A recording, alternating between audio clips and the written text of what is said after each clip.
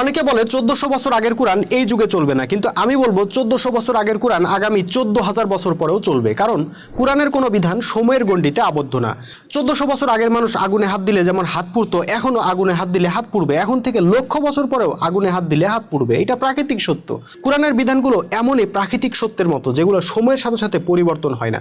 আপনি কোরআনের বিধানগুলো দেখেন, খুনাখুনি চলবে না, সুদের কারবার চলবে না, মাপে কম দেওয়া যাবে না, অশ্লীলতা করা যাবে না, মিথ্যা বলা যাবে না, গীবত করা যাবে না, গুজব রটানো যাবে না ইত্যাদি।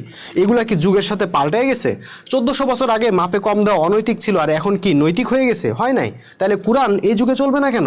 ভাই, যেসব বিষয় যুগের সাথে পাল্টে যায় সেগুলা নিয়ে আল্লাহ পবিত্র কোরআনে কিছুই বলেন নাই। আল্লাহ শুধু গুরুত্বপূর্ণ বিষয়গুলোর মূলনীতি কি হবে সেটা বলে দিয়েছেন।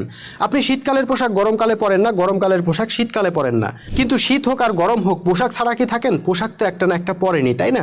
কোরআনের বিধান হইলো আপনাকে একটা না একটা পোশাক পরতেই হবে, লজ্জাস্থান ঢাকতেই হবে। এখন আপনি লুঙ্গি দিয়ে ঢাকবেন নাকি সুটকোট দিয়ে ঢাকবেন সেটা আপনার ব্যাপার। 1400 বছর আগের মানুষ তখনকার কাপড় চোপড় পরছে, এই যুগের মানুষ এই যুগের কাপড় চোপড় পরবে, অসুবিধা কি? তার জন্য তো কোরআন অচল হয়ে যায় না।